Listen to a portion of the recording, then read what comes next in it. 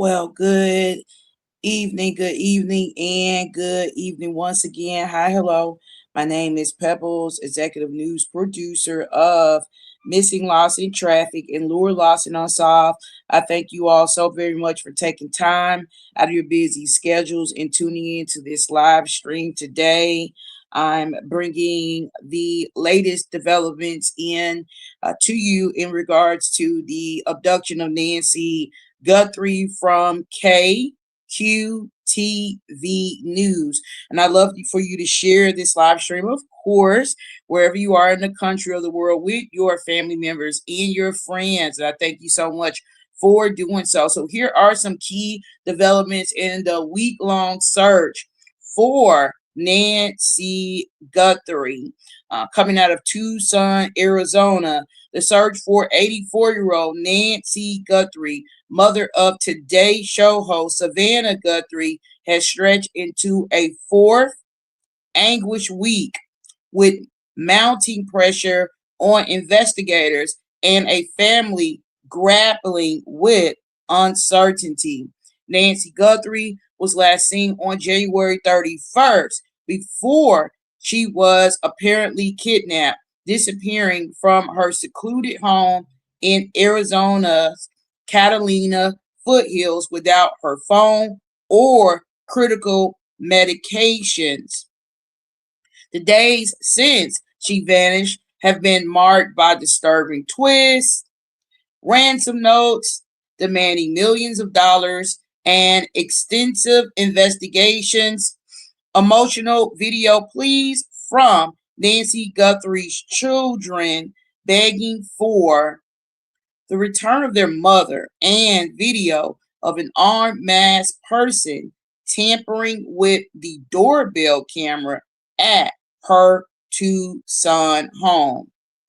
Guthrie family offers $1 million reward after nearly a week of silence. Savannah Guthrie posted an emotional new video on social media saying the family will offer up to $1 million for information leading to her mother's recovery. No leading theory. Authorities say they believe Nancy Guthrie was removed from the home against her will. But investigators still have no leading theory about a motive, according to a source. They have not ruled out the possibility more than one person may have been involved, the sheriff said on Friday. Doorbell footage from 2 dates. The masked person seen on the doorbell camera footage of Nancy Guthrie's Arizona home the morning she is believed to have been kidnapped was also recorded at her doorstep on another night, a source told CNN. FBI Director Kash Patel's release of the image believed to be from a different night surprised local and federal investigators on the ground as they hope to keep the detail confidential, another source said. Investigators continue to run lab analysis on DNA found at Nancy Guthrie's house. Pima County Sheriff Chris Nano said Thursday DNA on gloves found 2 miles from the home did not return any matches in the national database known as CODIS and doesn't match DNA found in the house either, Nano said. Other evidence officials determined the man seen in doorbell video was carrying a Ozark backpack, the sheriff said, but are still trying to identify other items and where they might have been purchased. Teams of FBI and local law enforcement investigators are also reviewing thousands of hours of video obtained from the greater Tucson area, a law enforcement official familiar with the case told CNN. Family, not suspects. Nancy Guthrie's adult children and their spouses are not suspects in her February 1st disappearance. The sheriff says, calling any suggestion otherwise cruel. Tip lines. If you have any information that could help investigators, you can call 1-800 FBI 520-351-4900. You can also submit information to tips.fbi.gov. I thank you all so very much for taking the time out of your busy schedules to tune in to this live stream today. I would love for you to share this live stream, of course. Again, I'm asking you to continue to share with your family members and continue to share with your friends. I thought it was extremely interesting learning about the latest developments in the disappearance or abduction, rather, of 84-year-old Nancy Guthrie of Tucson, Arizona. And so I did see that there had been, just reading online for updates, there had been a statement, released by the sheriff and the Sheriff Nanos, sheriff of the Pima County Sheriff's Department, tasked with investigating Miss Nancy's disappearance, has stated that investigators are definitely closer. So he's stating that investigators are getting closer to figuring out or pinpointing a suspect or suspects connected to Nancy Guthrie's disappearance. And so I want to pull up an article that I saw, okay, regarding what's going on with the investigation into Miss Nancy's abduction.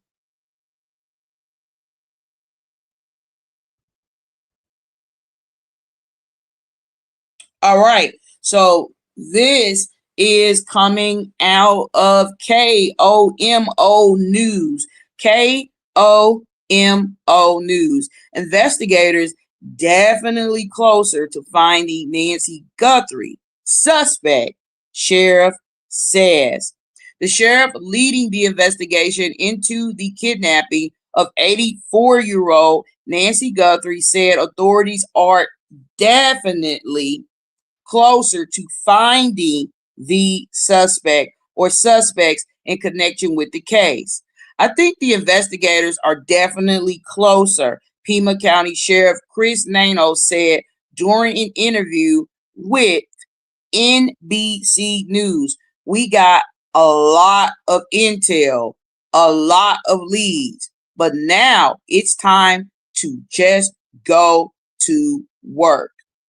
He also said the sheriff's department has a team from its homicide unit working with the Federal Bureau of Investigations on the case, noting that they are operating under the belief that she is still alive, according to the media outlet.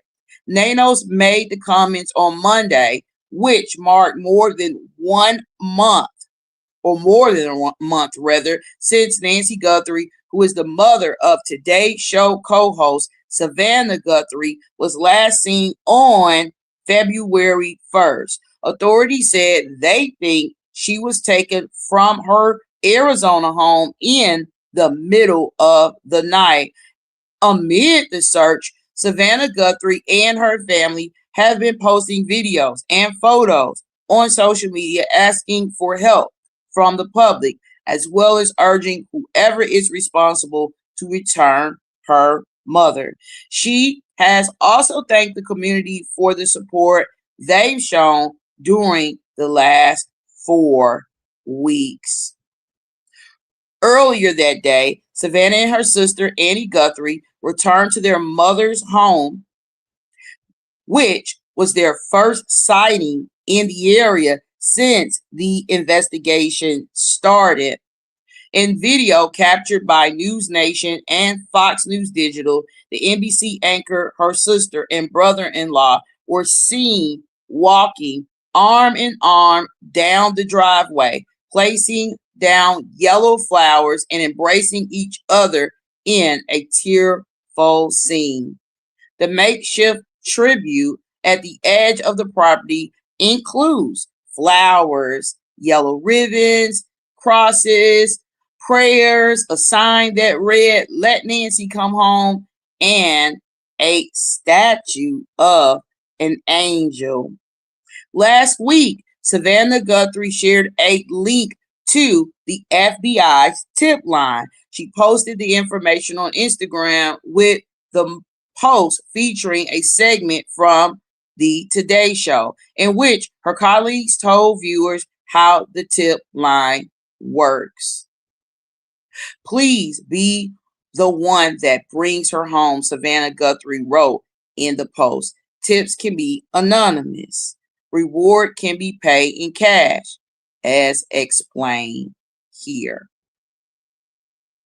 Authorities previously announced that the Guthrie family is offering a private up to $1 million reward for credible information that directly leads to Nancy Guthrie's return.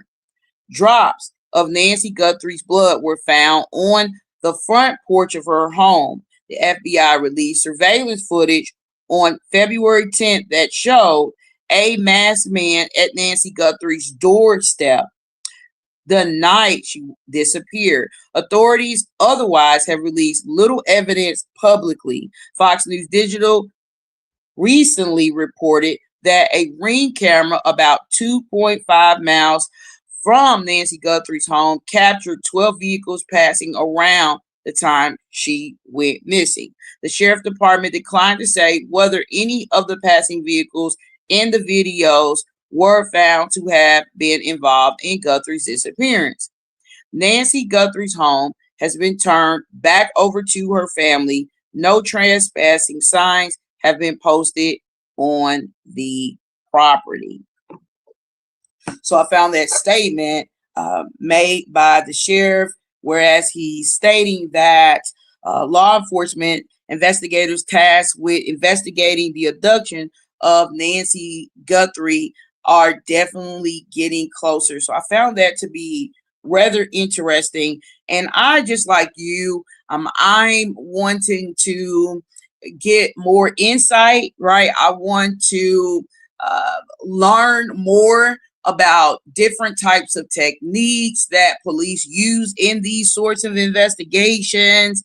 I want to hear from individuals who have had long-standing careers in law enforcement. So I'm taking notes and I'm listening closely to those individuals, the experts, so to speak, as that has helped to just guide me in my reporting. I serve it as a guide in terms of any type of logical theories, right, that I have formulated just for myself. Some of what I believe I've shared, not all of what I believe in terms of, what may have happened to Miss Nancy, who may have been involved or not involved. But I am definitely listening to the experts, listening to what other people who have had very long and yet successful careers in law enforcement have to say about this very unique situation. This is not the type of abduction, the type of missing persons case that we typically learn about or that we're made aware of. A lot of people have stated that they just believe that the whole scenario, what happened, the circumstances, they feel as though it's very strange, it's very odd, it's bizarre. And I've heard people use all sorts of phrases to just try to explain just so out of the box this case is in comparison to other missing person cases, okay, that we've learned about in the past and the circumstances surrounding those cases that we've learned about in the past. And so I'm going to go ahead and flip my camera around because I want you to hear from the experts. First, we're going to listen to the Shots Fired podcast.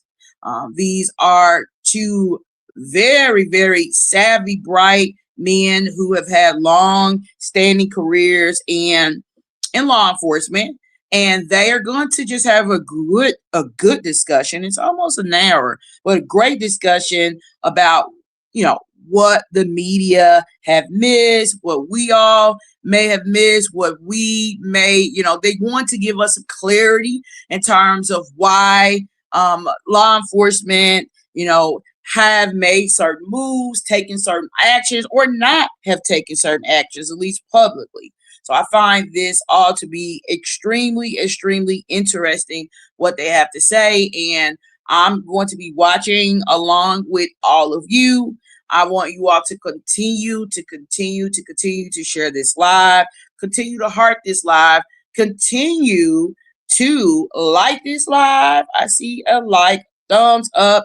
So thank you so much. Let's just keep showing all the love while we get educated.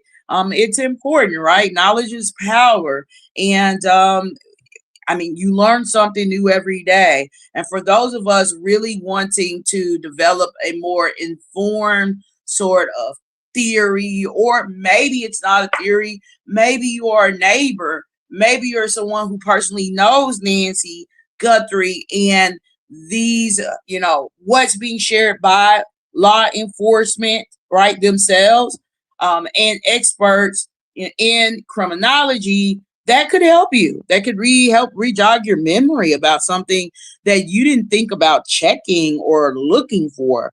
And you can certainly help investigators get a really good edge on this investigation. So there's a number of reasons why we want to, we would want to, or I would encourage you to really, lean towards listening to what members of law enforcement, individuals who have had long-standing careers in law enforcement, have to say about this case.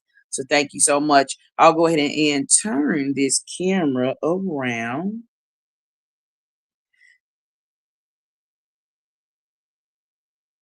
Okay.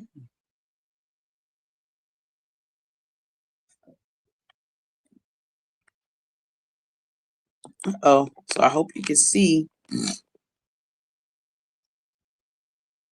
the screen here.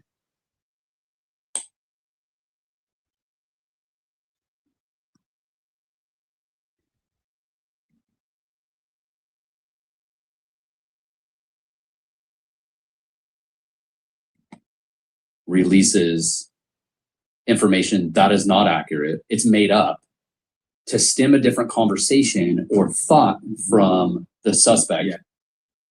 We do know that there's times when law enforcement releases information that is not accurate, it's made up to stem a different conversation or thought from the suspect. Yes. To force a response to say, like, that's not me, like, it'll piss people off. So it is very possible that might not even be of a suspect. It might just be AI generated to create a thought while they're going this direction. It's a disguise.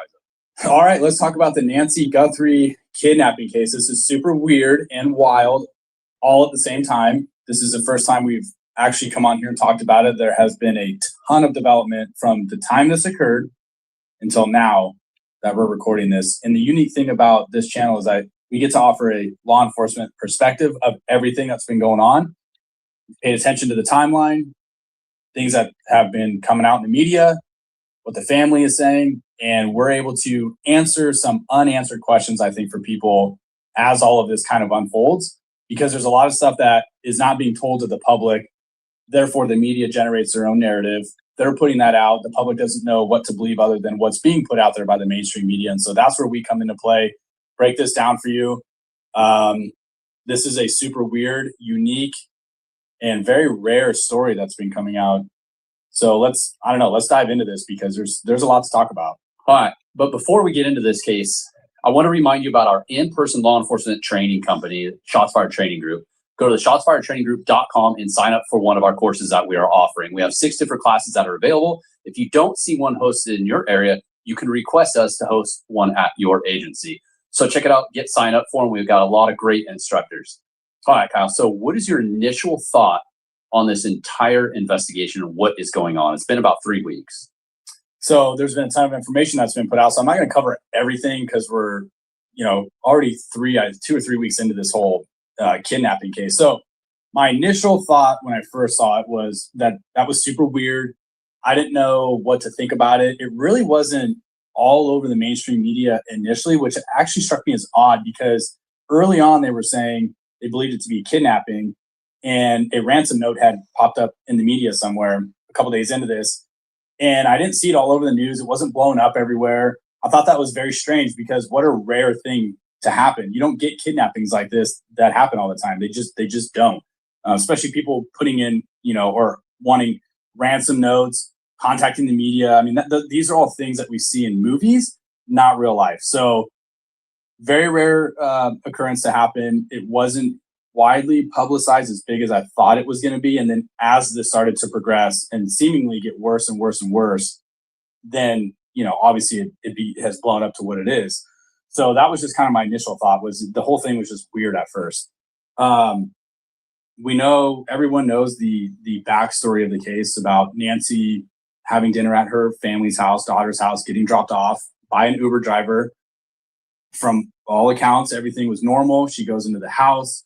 And then where things start to get really weird is at about 1:47 in the morning when the doorbell camera got disconnected.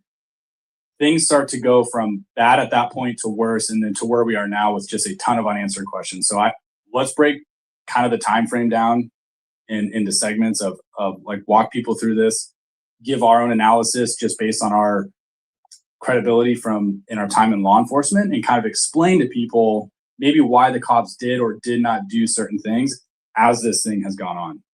And my initial thought on this is when I first saw it come out in the media, I thought, okay, that's kind of odd. A celebrity or news anchor's mom is missing. Like, that's just odd that it would be publicized anyways. And then as it progressed, turns into a kidnapping. I think that's very odd. And then you see a little more publicity grabbing it, looking at the Ring camera, the mask on the person, the gloves, potentially a white van involved. It just became odd. And as time's gone by, and I think we're strategic in coming out and talking about it now because we wanted enough time to go by before we just spoke on this. It's very odd. And I think it's going to come down to, in my personal opinion, somebody that's very close connected to this family, money-wise. I mean, you look at her home is worth almost $2 million. She's net worth is over $40 million. They're asked for Bitcoin, which they're saying is untraceable, which we know you can always try to trace some stuff. So in the end, I think it's going to come to somebody that's very close to the family. But let's talk about the timeline. So investigating, I agree with you on everything that you just said. And so let's talk about hit on from it. How do cops investigate a crime like this? This comes in as just a missing person. She doesn't show up for her virtual church event the following day. They call, family members are concerned. That's unusual. They call the police, and here we are. So generally, the way that works is if a family member calls in somebody missing, the whole myth of you have to be missing so many hours or whatever to take a report, that's not true. Okay, so we've said that before in other episodes. That is completely false. If somebody wants to report anybody missing anywhere in the nation, you have the right to do that, and police are obligated to take that report. They cannot tell you no. So, and it doesn't matter if I live in Arizona, you live in California. If I call you in a different state and report somebody missing, you have to take that report and then forward that report on to the respective agency to investigate it. Now, that's not what happened here. I'm just giving an overall, I guess, explanation of reporting people missing, because there's a huge there is a misconception on that. You have to wait 3 days before you can. So that's movies, not true. All right, so they report her missing, that she didn't show up for this virtual, church deal. That's unusual. The family go out to her house. She's not there. Even more weird. They call the police, and deputies end up responding within a relatively short time frame, like 11 minutes or something like that is when they came to the house. Yeah. So now there are so many things in terms of missing people. Is it a priority missing person? Is it a missing person at risk? All these things. And elderly people would fall in that category of this would potentially be a missing person at risk, which you have to handle that call within a very short period of time, versus we get a ton of calls of, hey, my kid ran away, and, depending on their age and are they an adult, all those things would deem them not at risk. And so I'm not here to get into all that, but the deputies end up showing up to take this report. They start digging around, and I think they start realizing that this is not just, Nancy went for a walk, may have got lost and didn't come home. You're right. There's no medical history that would show that she's got dementia, which are a lot of times when dealing with the elderly missing, that's what you're dealing with is, okay, now you're trying to find a timeline of where did this person go so that you can either digitally track them or try to find them within a short period of time so that, they don't end up getting hurt themselves, go without their meds, and stuff like that, right? I think what's different about this is that they realized that a potential crime had occurred at 1:47 a.m. when that doorbell camera gets disconnected. Okay, that's not normal. And I think once that happens, I think that's when they go, okay, I think this is more than just they don't know where she's at. Well, part of missing persons too, or kidnapping, one of the things that they keyed in on is that her personal belongings had not been rifled through, or things had not been like just shoveled in the home, like it was ransacked. And her personal items and medication and phone in iWatch was left in place, which leads you to think that, one, she got up and walked away, or two, she was taken. And they're saying that she had medical conditions, unstable physically, that she wouldn't be able to walk much more than 50 yards. So I think that's part of the family relaying the information of her walking out of the home in a way is not practical. Yeah, and I think once they realized that her cameras were deliberately disabled, now you have the criminal behavior if somebody intentionally did that. And so now that's kind of where you start with your investigation. And I think when you realize that, you're handling a completely different type of missing person than if it was her, just you believe her to walk away. So putting all of that together, I think that's, as law enforcement, that's when you pull the red handle, and you had better start securing that scene, get as many resources as you can there immediately, and you start working this thing from the inside out, because that's your best evidence is going to be digital evidence, which everything from all accounts was left there, her phone, watch, all of that. And you got to start kind of peeling the onion layers back and figuring out, what evidence is in the house, and then work outward using like camera footage and stuff like that. So let's just hit on, well, not every missing person that you go to, you're thinking that way though, because there's times when you go to a missing person and you walk in, you ask questions, your vision isn't microscoping everything and looking for blood trail. Like you're there to talk and ask questions. You're not hyper focused on certain things. So it's very possible that those officers walked over blood splatter, or missed that Ring camera, or a light that was unscrewed, or things that were moved in the bushes, because you're not looking at that. You're looking to identify what initially has happened. Yeah, and I think that's probably what happened initially. But then once they dabble more into this and they realize that at 1:47 that doorbell was intentionally disabled, I think that's when they go, well, okay, we're dealing with something completely different here. And people were confused about that, what took them so long, and they didn't have that information immediately. So I think some of the key issues here is the Nest camera had no activation, no active subscription. So just so people are aware, in terms of major or large doorbell camera, consumers out there like Ring, Nest, the larger ones, you do have to pay for a subscription to, store your video footage in servers and have access to all of that stuff. And so you can still have those things, not have a subscription, that video footage isn't getting stored or saved somewhere. So in terms of going back and getting that footage, either that would be impossible to get because it's not stored anywhere, or that's going to take some serious diving into on the technical side, wherever the servers are being housed at, and trying to tap into that and go back and see if you can. They ended up getting video from her Ring camera, which showed, that's what the famous photo, I guess you could say, of like the person with the mask and the glove trying to manipulate the camera, and they're saying like tapping it, trying to remove it, which would lead you to believe that he's trying to do it quietly so you don't hear anything, a bunch of noise, or or maybe he's hoping that he's not going to activate the camera, and then there is reports of it being vandalized or damaged, and then there's other reports that he ended up the suspect grabbed stuff from the ground and like foliage like covers it so the camera doesn't activate.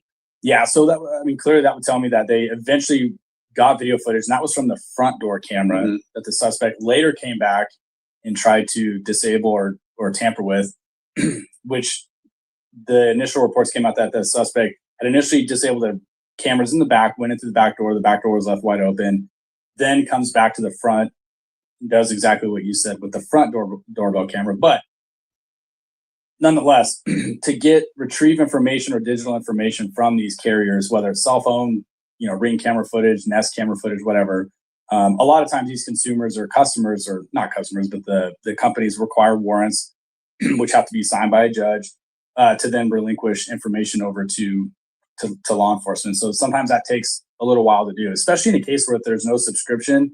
I don't know the technical difficulties it would have taken to retrieve that information if it wasn't stored in an easy way to find it had there been a subscription. So but what I do find interesting is once the camera footage was disabled, I mean, they were able to put together a pretty good timeline of how long this person was in her house. And the one thing about digital evidence is timelines and timestamps do not lie. They do tell a very telling story, which gives you a lot of information to work off of. And so in this case, the person was in there for roughly 48 minutes around that time frame, based on these timestamps that the law enforcement were able to put together based on her pacemaker being disabled, the time that the cameras were disabled, from the time they saw this person in the front yard. So I think that's how they were able to kind of piece all that together as far as a timeline goes. And again, digital times don't lie. And that's the best part about it. So 48 minutes, that's a long time. Personally, I don't think this was some type of burglary that went wrong. I don't think that this was some type of home invasion robbery that went bad. Franklin University makes it possible.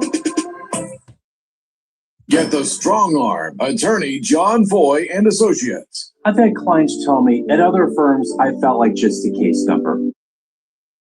The hundreds of cases that we've been on in law enforcement or have investigated or been a part of, whether it's a burglary or a home invasion, they are not in the houses that long.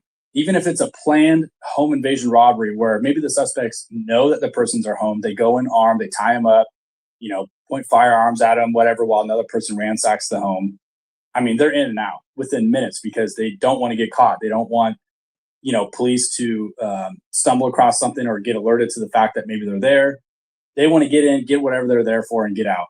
And usually home invasion robberies are very targeted, with suspects knowing what's in that house, knowing who lives there, and they're there for a specific reason. Burglars are, to me, that's a crime of opportunity. You don't think the homeowners are home, prime opportunity to get into this nice house, get whatever you want, and get out of there as fast as you can. And oftentimes people think that burglaries occur in the middle of the night, and that also is not true. I mean, we know that a lot of residential burglaries happen in the middle of the day because most people are not home. So when burglaries occur in the middle of the night, we call that a cat burglar. When someone breaks into a home, knowing a homeowner is more than likely there, those progressively get more dangerous because that's knowing that a person is inside the home when they break in makes that more dangerous than I'm going to break into a house thinking that the homeowner's at work or not home. So no, I don't believe any of those are an option, just due to the fact that that person wasn't there that long. They were clearly there taking their time. They had an ulterior motive other than taking items from the house. Yeah, I actually agree with that.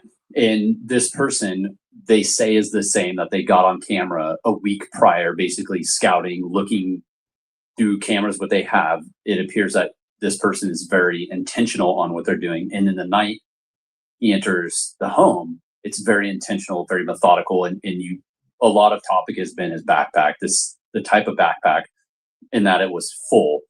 So that, to me, typically, with my experience and probably some of yours, is when people go to burglarize homes, they take an empty backpack so you can fill it with stuff. it's very rare you see somebody take a full backpack to commit a crime unless they are like a transient and they're living out of their backpack. This to me looks a lot more methodical, especially given the time frame that you're inside. You look at, and again, this is an investigation at the moment.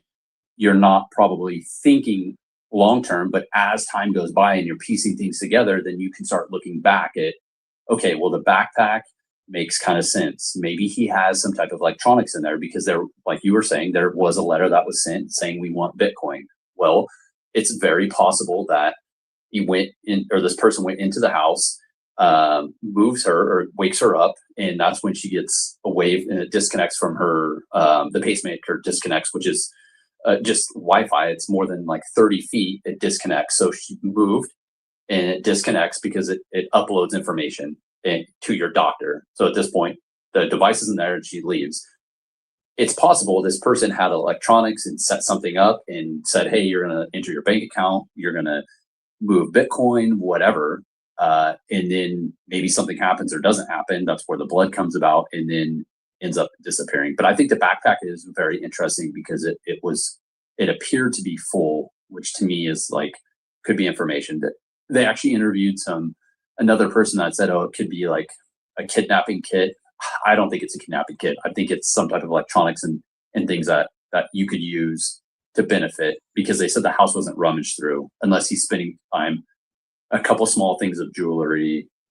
I think it's like computer type stuff. Yeah, I think it was way too intentional for a person to go into that house and just throw a bunch of random stuff into a smaller backpack like that. Yeah, I totally agree with you. I think that was very intentional with what they were there for. Now, in terms of the pacemaker, I want to hit on that.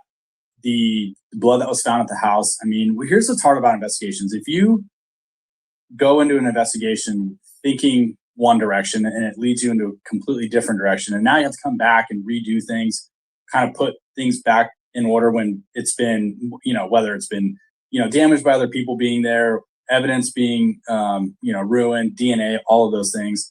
That's very hard to be able to do. And sometimes you only have the opportunity to do that one time. And if you miss that one opportunity, it could ruin or taint the investigation. So, well, think of the contaminations of the burglary reports you've taken. Like I've gone into homes where it's been ransacked and the homeowners are just they're just destroyed personally because their house has been destroyed and they're insecure and they like, oh my God. And they want to like put stuff back in a drawer or move stuff and you're like, hold on, please don't touch anything. But you're looking at your life that's destroyed and you want to like, touch stuff. DNA is tricky because it from everybody goes everywhere.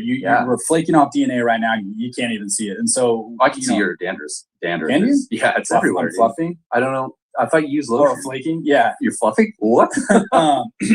But, there's a lot of times where CSI personnel will come out and collect evidence, whatever. And then when they're comparing DNA, they'll get hits on a third party. And it turns out that third party is actually them. Even wearing gloves, masks, all those things, they can still shed their own DNA, collect it, and then now they're trying to figure out who is this other match of DNA, and it turns out that it's from them or another police officer. And so the DNA thing is very, very tricky.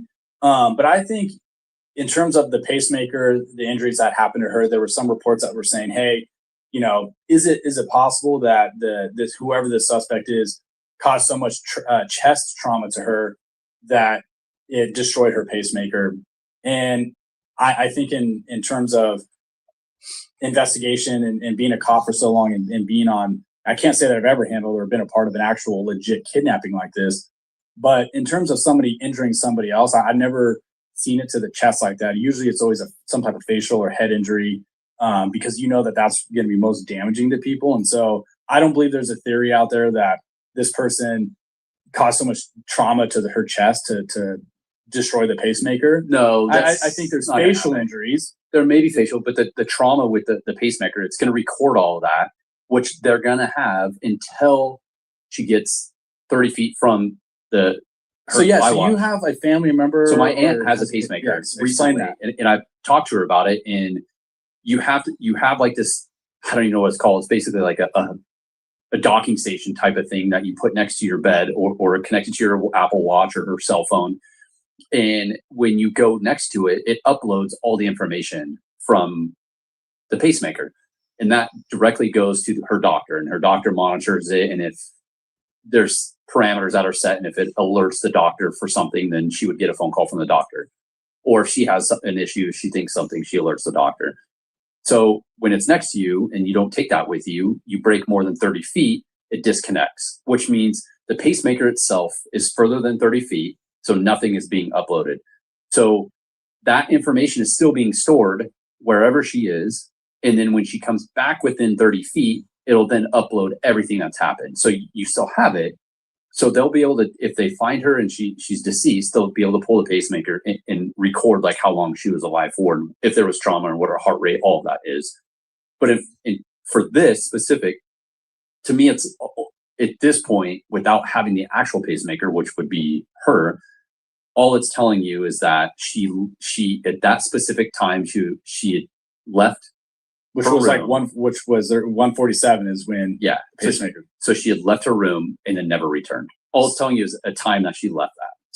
So it sounds to me like I think people are reading too much into the whole pacemaker thing. I think totally. It's just telling you she's away from it. She was out of her bed more than 30 feet and she never came back within that distance. That's it. Okay, so I think the best piece of evidence that comes from that is the digital timestamp of when that was disconnected. Because now you have a better timeline of when potentially she was removed far enough away from her devices to disconnect it. And part of investigation is once they can identify exactly the time that suspect entered the home, then you can connect it to that 30 feet to see how far she was away or the time that she left.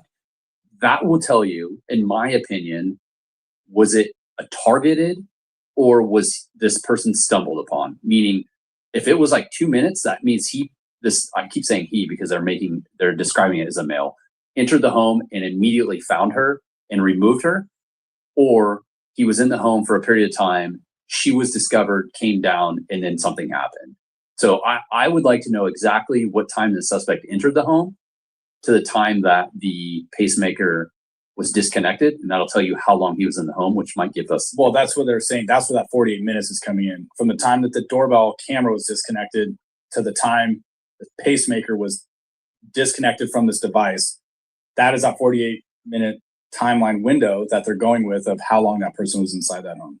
I misunderstood that, and now that you say that, to me, that kind of changes the whole scenario because this person's quietly in the home for an extended period of time before this lady is aware, unless he's doing something in the room with her. And that's the $1 million question is that's what nobody knows. Right. Was something done to her immediately? Was this person inside the house looking for something and then stumbles across her, injures her? We don't know. Nobody knows. And that's the $1 million question of what happened during those 48 minutes while that person was inside the home. Nonetheless, I think we can all agree or offer our analysis is that it was not just a random burglary and this wasn't some type of home invasion robbery. Right. It was totally calculated. Totally calculated and targeted. Yeah.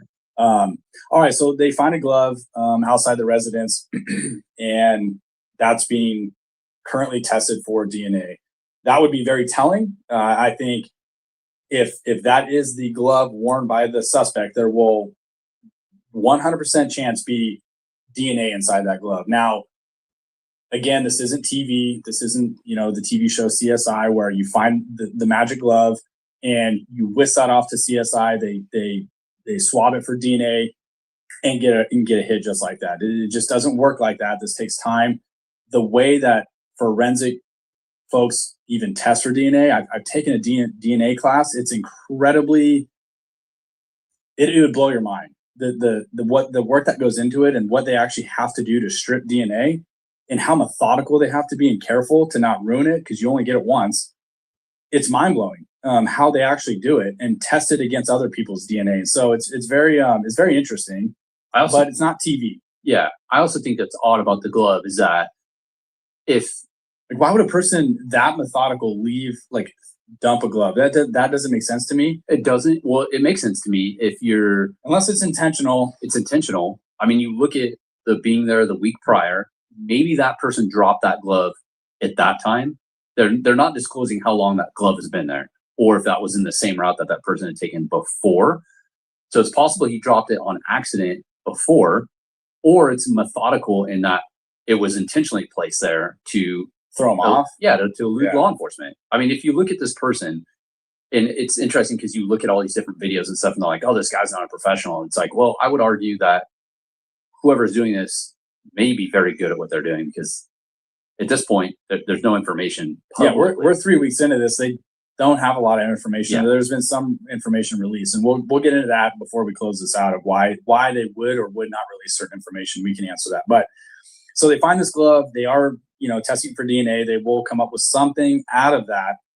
And again, what people should know is, in TV, they run against what everyone knows is CODIS, and it will pop a profile of a person. And the problem is, not every person who's ever arrested DNA gets uploaded into CODIS. There has to be a certain crime classification to even do that. And then to even run DNA in CODIS to get a hit also requires a certain crime classification. So obviously this would fit that, but not everybody who's ever been arrested DNA is uploaded into CODIS. And that's for the mere fact of protecting it's sensitive information. Obviously it's your DNA. So they do take that serious on who does get uploaded into CODIS. And if you've never been somebody who's ever been arrested, which happens, especially in homicide investigations, you don't get a CODIS hit. Maybe that person has no arrest history, never been in trouble with law enforcement. There would be no reason for their DNA to even be uploaded into CODIS. So CODIS is not the end all be all. It's great if it's there, but if it's not there, and even if it is there, you still have to do your homework to match that person to say, yes, that is the suspect that we're looking for. So it's a tool. It's not a magic wand. And again, all this stuff takes time. So it's not TV. Scribe is how you stop explaining the same thing over and over at work. Watch this. It'll change your life. Raise your hand if you told your boss how to do the same thing more than once. Thought so. That's why there's Scribe. Go to scribehow.com. Click capture, do the task once, and Scribe. Some of the other forensic evidence, they actually contacted the Uber driver that dropped her off that night, called him in, interviewed that driver. He ended up being clear. But what's really interesting, he would have been the first person they probably talked to. Oh yeah. And if you didn't know this, the Uber app and Lyft apps record everything in the car. You can see people put their normal cameras in there for their own protection, forward and rear facing, but their cell phone, the driver's cell phone, actually automatically records everything, audio and video as well. Really? Yeah. I didn't know that. Yeah. So the additional camera is also a visual deterrent to be respectful in their car. But so they also reviewed his camera and interviewed and everything to seem to check out just fine with that Uber driver. But they do look into everything, and that does take time. All of it takes time. I mean, and so there have been a couple people recently who were detained. There have been SWAT teams that hit a house or residence, and then there was a traffic stop done recently where a car was towed. So, I mean, without getting super into the weeds with all of that, there would be something that would tie whoever those people are to this investigation, which would give cops enough probable cause to write a search warrant for either a house or that vehicle that was towed. And all that is merely saying, we believe that somehow maybe this person is connected or is not connected, and they need to figure that out and eliminate it. Either add it into the investigation or eliminate it altogether. Whether that car was caught on camera somewhere, whether it was nearby the house, that person went to the store nearby, who knows? But somehow there was enough probable cause to build that into a search warrant to be able to take possession of that item and conduct a thorough search of it. And again, either that gets added into the investigation or it's going to get eliminated. Both are equally important. They had thousands of tips that were coming in on this whole thing. Those all have to get investigated. I mean, you can't dismiss anything at this point. So, and part of that, it's anything is possible, but I like this platform is to give people inside perspective from law enforcement is if you have video surveillance on your house, like that's your personal property. So if I had video surveillance of something and law enforcement came to my house and said, hey, we would like your video surveillance, I could say no. But if they believe it to be part of a crime, it's evidence of a crime, they would write a search warrant and come and they're going to get it. Yeah. So you could, one, pass it over willingly, or two, they'll write a search warrant and get it. And then with that, they have the ability of the preservation of evidence. They could just enter your home and secure it so you can't destroy it. So it's possible that this situation with the search warrant that they hit at the one local house is to get video surveillance, or potentially a vehicle drove by, pulled in the garage. I mean, it could be a number of things. It could be anything. It does not mean that they are directly tied to this. No, it could, that's what I'm saying. Yeah. Just because if you're neighbors with that person, or if that's your home and SWAT team hits their house, it doesn't mean that they're criminals. They may be going through the legal process to obtain video surveillance. The law enforcement could have come and said, hey, we want your cameras. They said, no, I'm not going to give it. Okay, well, they pass out to detectives to write a search warrant. Yeah, and a lot of times, especially involving a major high-profile case like this, I mean, even if somebody does give you consent for something, more oftentimes than not, we want to get a search warrant anyways, because now there's going to be no argument of court of someone withholding their consent. And then there's that argument that plays out, and potentially you lose evidence because a defense made a good enough argument that their client withheld their consent or pulled that consent, and you continued with your search. That just eliminates all of that. You have a written search warrant by a judge giving you permission to have that, whatever that is. Now, let's talk about, there was somebody that was detained, brought to the station. They were interviewed and then released. There was a big to-do about that. This kind of, to me, goes back to the whole search warrant thing. A lot of times people are interviewed. They are not placed under arrest. If this person was interviewed as a potential person of interest, that person would be taken to the police department on their own free will. That's a voluntary thing that they're doing. You do have to, we call it a healer advisement, where you do tell them, hey, you are not placed under arrest. You are free to leave. Are you willing to answer some questions that we have of you? Either that person's going to do it or they're not. And if at any point during the interview they say, you know what, I'd like to leave, you have to allow them to leave. If you don't, and this now starts turning into a criminal investigation, and that person is no longer free to leave, whether they implicate themselves into crime, whatever it is, they provide some type of information that would lead you to believe that they are involved directly in this crime. And you go, you know what? This person's no longer free to leave. Well, now you're talking about Miranda issues, and you would have to read them their Miranda rights. Part of reading you your Miranda rights is custody and interrogation. And if somebody believes that they are not free to leave, you must read them your Miranda rights. So the media is saying the person was detained. It's possible the media did not get that right, and this person was willingly going back. I think it's easy for the media to say that somebody was detained just because somebody was taken to the police department, right, and interviewed. Yeah. That doesn't mean that the cops were either at that person's house, detained him on a traffic stop, however that came about, and said, hey, would you mind coming back to the sheriff's department with us and providing us with an interview? And that person going, yeah, I'll absolutely do that. Cool. Can we drive you over there to make it convenient for you? Yeah, go ahead. Yeah. Now you see this person in the back of a cop car or a detective car being driven back to the sheriff's department.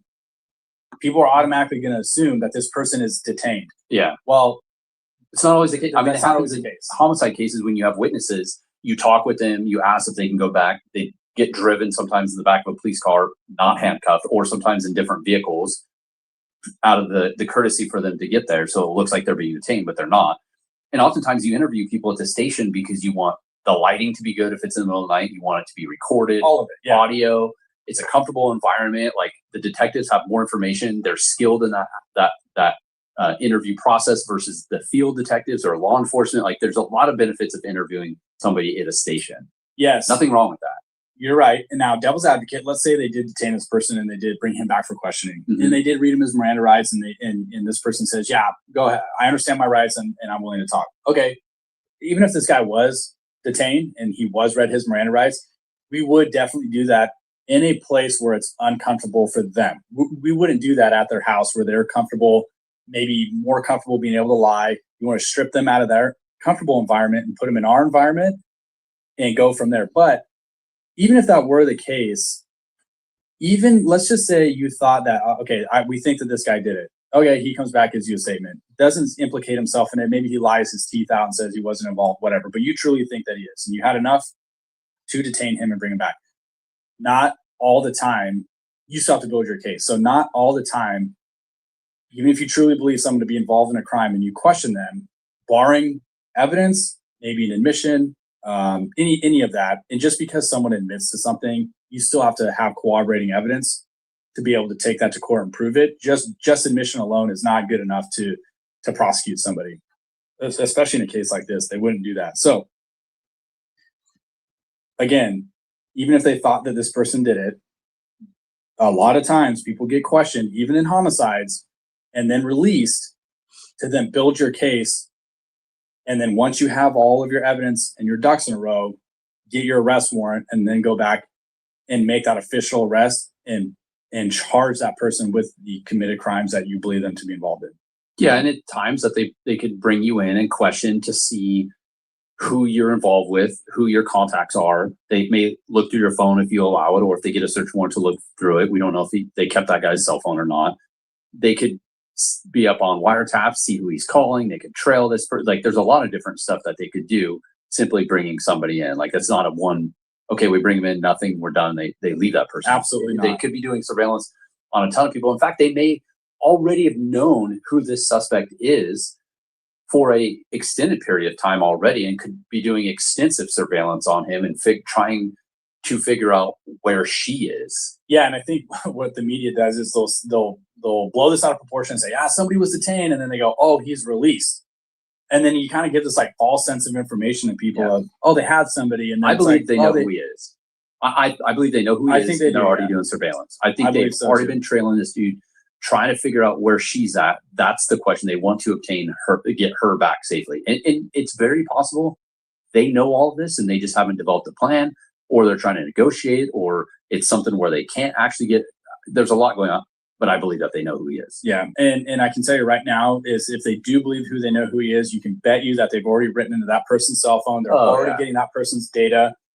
And believe you me, we do not need your cell phone to write into your cell phone. You don't and need get a phone. information on your messages, pictures, things you deleted, your past historical data.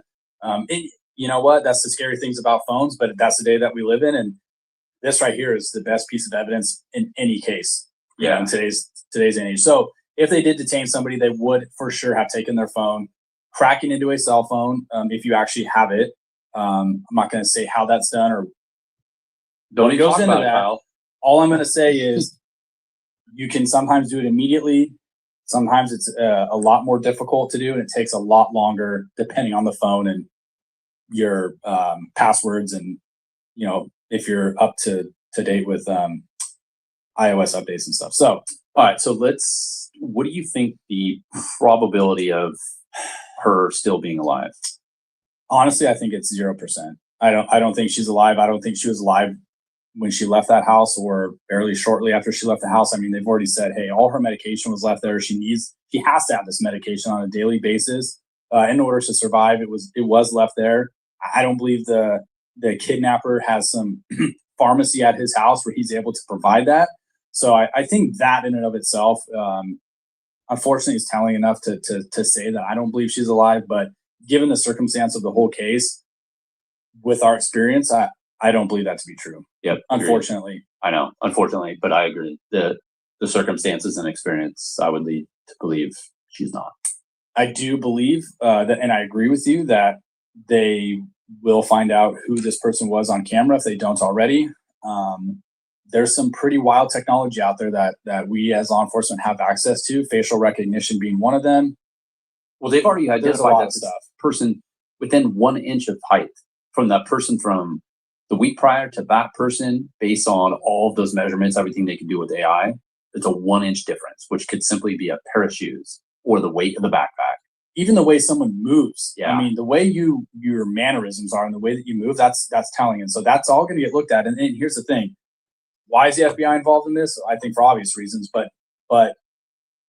the FBI and the feds have a ton more resources than any local department would have, and tools and money and all resources and all of it. So there's a lot of behind the scenes that the public is unaware of. And look, here's the thing. At the end of the day, people want to know what's going on with the investigation, and you are dealing with some type of celebrity's mother involved in this. It's a very high profile case. It's going to be all over the mainstream media. The law enforcement does have to feed the beast. You are not going to get everything that law enforcement has, because you still have to have the integrity of the case. And the more information you release, you're dwindling that down. And I'm going to go as far as to say they were probably sitting in a room knowing they had this footage of this person in the mask that we all see, And there was probably a debate going on of whether or not they should release that to the public or not. Because the longer you can hold on to that and try to analyze it, the better internally, versus putting it out to the public. Now you've alerted the suspect, like, oh crap, they have video footage. I mean, maybe he didn't know that. It kind of could force your hand a little bit.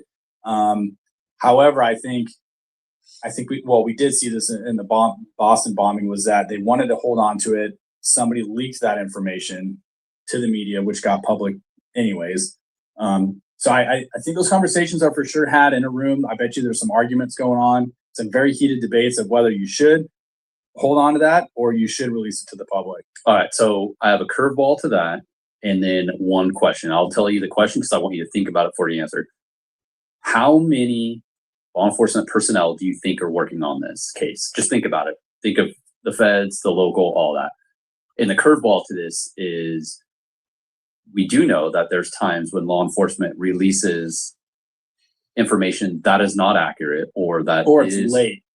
Well, not even delayed. It's made up to stem a different conversation or thought from the suspect. Yes. To force a response to say, the fuck, like, that's not me. Like, it'll piss people off. So it is very possible. It's definitely a tactic. That it is a tactic, and it's very possible that might not even be of a suspect. It might just be AI generated to create a thought while they're going this direction. It's a disguise over here. Okay, Very true. So That's back, very true. So back to the question: how many people do you think are involved in this? I have the number in my mind. What do you think? You want an exact number, or do you just want like a guesstimate? Well, I don't think we'll know an exact number. I want you. How many do you think about? So in terms of talking about from boots on the ground all the way to some to feds, to yeah, I know, but to some analysis person sitting in a room analyzing footage and stuff, I would probably guess no less than. The police officer at the scene told me to never sue the driver who crashed into me after my car accident. I took his advice and got